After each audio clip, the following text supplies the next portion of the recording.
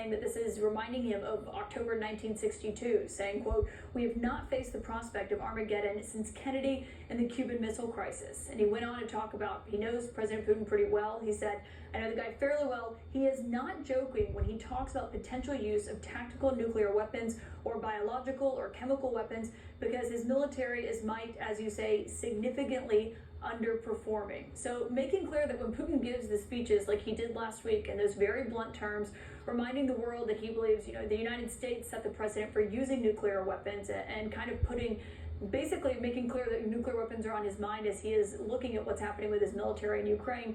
President Biden says he's taking that seriously, Anderson. And he said, "I don't think there's any such thing as the ability to use a tactical nuclear weapon and not end up with Armageddon."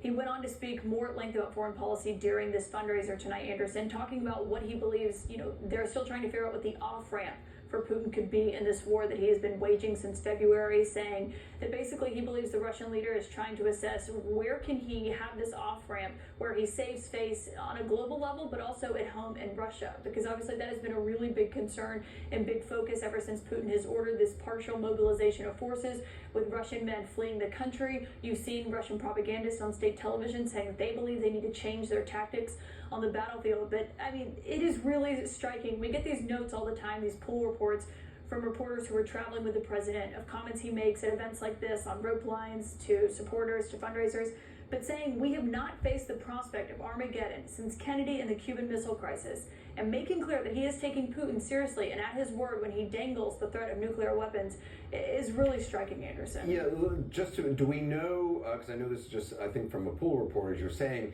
was this a written out, were these remarks written out? Was this something he said off the cuff? Do we know?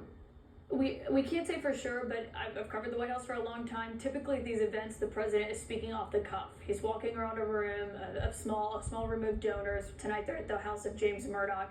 He's not typically on a prompter as you see it in an official White House event. And the reporters are not actually in the room. They're in a staircase next to the room. They're typically there, within a distance of the president, but not always sitting in the room. And so he is clearly speaking very bluntly. And we've seen that before from President Biden, talking about prospects that Democrats have in the midterm elections, his own, re-election potential, running for re-election. But speaking this bluntly about foreign policy and about how seriously he is taking this threat from Putin when it comes to nuclear weapons, something that really is a remarkable landscape in and of itself, is quite striking, and making clear that he is taking it incredibly seriously. Do you expect the White House to sort of make any comments about this latest statement? It's interesting because Jake Sullivan, who is the president's national security advisor, has been very measured when speaking about these threats. And he did tell me last week when they had a briefing that they take the threats from Russia seriously, but they've said they haven't seen any indication that Russia has changed its nuclear posture. So they say, it does appear to just be a lot of bellicose rhetoric coming out of Russia.